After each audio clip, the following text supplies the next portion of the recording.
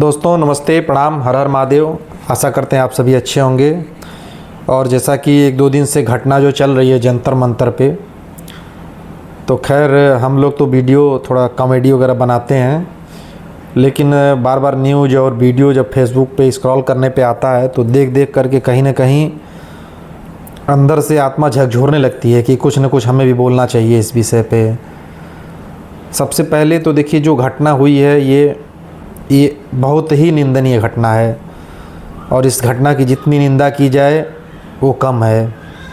जिस प्रकार का ये एक छात्रों का प्रोटेस्ट नाम दे करके और उसके पीछे से जो ये आतंकवादी घटनाएं की गई हैं, और कहीं न कहीं इसमें कई सारे संगठन जो देश विरोधी हैं, और यहाँ तक कि विपक्ष के लोग भी जो रोटी सेकना चाह रहे हैं इसमें, वो अपने प्रयासरत थे, कहीं ना कहीं आगे पीछे से लगे हुए थे, सोच रहे थे किसी बहाने इसमें अपना मैं रोटी सेक लूँ।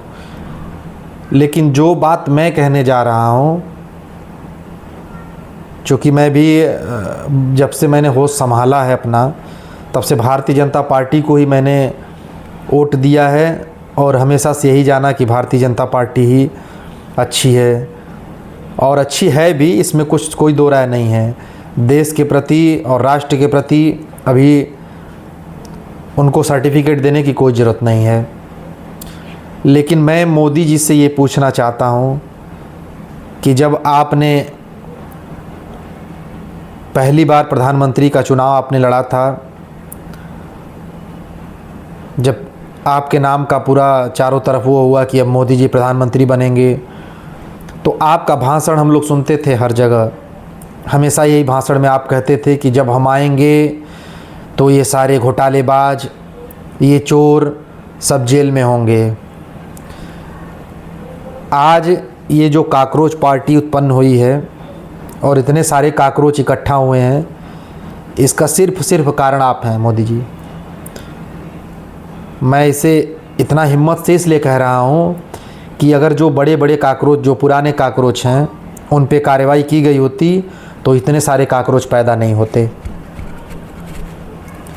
आपने कहा वाड्रा को जेल होगी, धीरे धीरे 12-13 साल हो गया आपको, कहीं कुछ पता नहीं है। आपने कहा सोनिया गांधी, राहुल गांधी को जेल होगी, ये सबको पता है कि सब लोग बेल पे चल रहे हैं, लेकिन ये लोग आराम से घूम रहे हैं।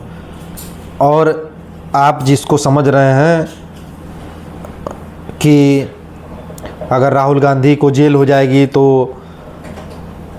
उनको सद्भावना में वोट मिलेगा, सद्भावना में उनको वोट मिलेगा कि नहीं मिलेगा, लेकिन आप जिसको हल्का समझ करके और बाहर रखे हुए हैं, वो कहीं ना कहीं आपको बड़ा नुकसान देने वाले हैं। इस चीज़ को आपको समझना होगा। और साफ स्वच्छ पार्टी भाजपा थी पहले, अब धीरे धीरे उसमें क्या है, कोई भी घोटालेबाज, किसी के ऊपर अगर मुकदमा चल रहा है, वो भाजपा में शामिल होने के लिए आ रहा है, तो उसको आप लोग शामिल कर रहे हैं। तो इसमें कहीं ना कहीं आप लोगों की गलती है, जिसका खामियाजा आने वाले समय में भुगतना पड़ेगा।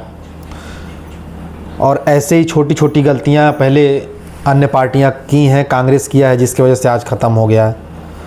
तो कुछ चीज़ों पे माननीय मोदी जी से मेरा विनम्र निवेदन है, अगर मैं तो छोटा आदमी हूँ, मेरा वीडियो अगर किसी बहाने आपके तक पहुँचे, तो मैं आपसे बस यही विनती करूँगा कि आपने जो वादा किया था जिसको जेल में डालने का, अगर उन बड़े बड़े गद्दारों को, जिन्होंने देश के साथ बहुत सारी गद्दारियां की हैं, अगर आपने जेल में अभी भी आपने जेल में डाला, तो आने वाले समय में आपको कोई कहीं से झुका नहीं पाएगा।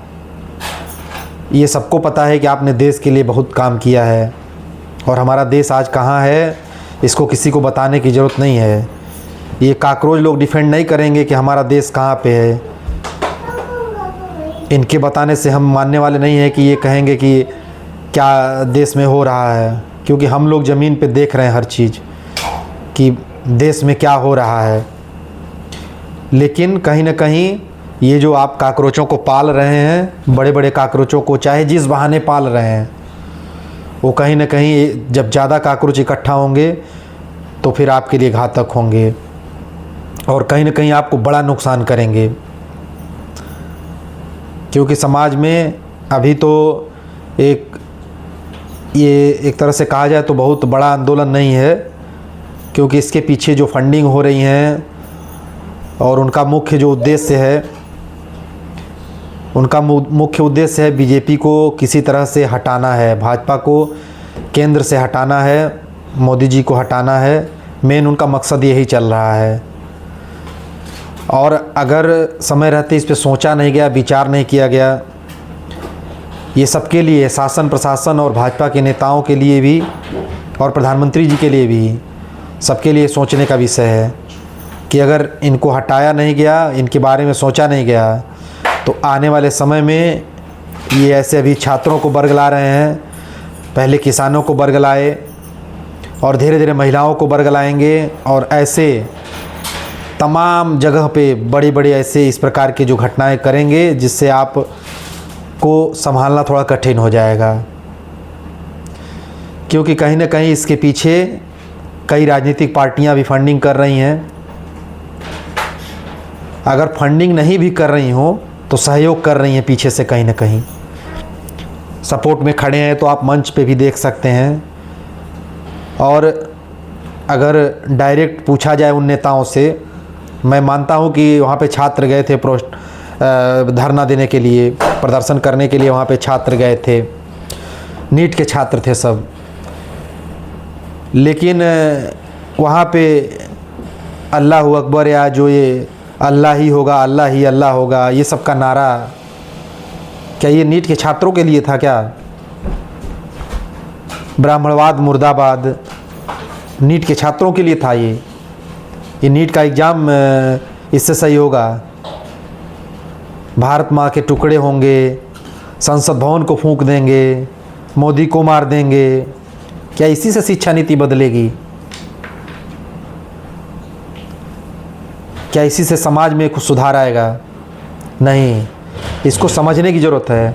कहीं ना कहीं इसके पीछे जो विदेशी आतंकवादी संगठन जो लगे हुए हैं, जो कहीं ना कहीं हमको और हमारे देश को कमज़ोर करने का प्रयास कर रहे हैं और लगातार प्रयास कर रहे हैं। एक बार प्रयास करते हैं तो थोड़ा सा मीडिया में, टीवी में आते हैं, फिर कार्रवाई होती है, फिर ज़्यादा दिन न जाते हुए, 10-15 दिन जाते हुए फिर उस चीज़ को सरकार ठंडे बस्ता में डाल देती है और उसी की वजह से फिर दोबारा ये समस्याएं खड़ी होती हैं। वरना अगर जिसका इलाज करना है उसका जड़ से इलाज कर दीजिए। अगर काकरोच के पीछे पड़े हैं तो उसको काकरोच को जड़ से ख़त्म करिए, क्योंकि अगर 2 भी काकरोच बचेगा तो और अन्य सारे काकरोच पैदा करेगा। तो मोदी जी से विनम्र आग्रह है कि कम से कम जिस चीज़ पे जो मुद्दा आपका था उस मुद्दे को ध्यान में रखें और ये जो अन्य दलों से, राजनीतिक पार्टियों से टूट करके आ रहे हैं, जो कहीं ना कहीं जिनके ऊपर मुकदमा है या कुछ इस प्रकार की घटना जो किए हैं, उनको तो बिल्कुल ना शामिल करें अपने पार्टी में। और रह गई बात ये काकरोचों का, तो इनका इलाज बहुत ज़रूरी है, इनको हल्के में न लें। तो माननीय मोदी जी से यही आग्रह है हाथ जोड़ करके कि इनका इलाज ज़बरदस्त करें। जिस प्रकार से इन लोगों ने पुलिस प्रशासन पे हाथ उठाया और अधिकारियों पे हाथ उठाया, वहाँ पे तमाम आम जनमानस के ऊपर भी इन लोगों ने हाथ उठाया, तमाम देश की संपत्ति को नुकसान हुआ है, उसकी भरपाई भी इनसे कराई जाए। क्योंकि तमाम सीसी वीडियो और फुटेज जो है उपलब्ध हैं, उसमें देख करके उसको जांच करा करके यही आग्रह है कि जो भी नुकसान हुआ है उनके परिवार से उनके ज़मीन जायदाद को बेच करके उससे पूरा किया जाए। लेकिन शुरू में भी मैंने यही कहा है और लास्ट में मैं ये कह रहा हूँ मैं भारतीय जनता पार्टी का एक अच्छा समर्थक हूँ और बचपन से ही मैं भारतीय जनता पार्टी का ही समर्थन किया हूँ।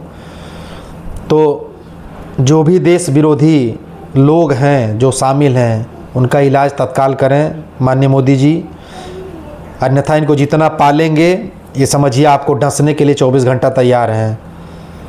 तो आपसे विनम्र विनती है कि जितने आतंकवादी टाइप के सांप जो घूम रहे हैं देश में, इनके लिए एक अच्छा सपेरा बुलाइए और इनको बाहर निकालिए और बाहर निकाल करके इनका इलाज करिए। अगर इलाज नहीं करेंगे तो आने वाले समय में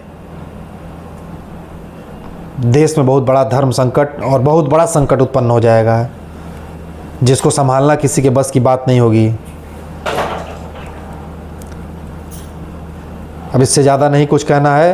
वैसे तो जनता खुद समझदार है, देख रही है, मीडिया देख रही है, टीवी देख रही है, 24 घंटा सोशल मीडिया पे एक एक वारदातें आ रही हैं, कौन कौन सी घटनाएं हुई, किस प्रकार से हुई, और शांतिपूर्ण आंदोलन लोग करने गए थे कि शांति भंग करके किए हैं, ये भी सारी दिख रही हैं।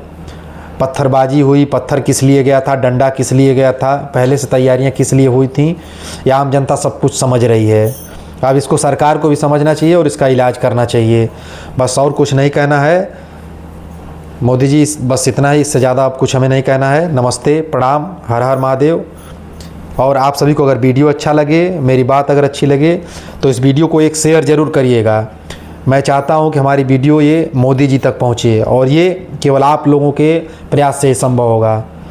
हमारे जितने भी दोस्त हैं, अगर एक शेयर अगर हमारा करेंगे वीडियो ये, तो हमें लगता है कि धीरे धीरे कहीं ना कहीं मोदी जी के पास ये वीडियो पहुंच जाएगा। जय श्री राम।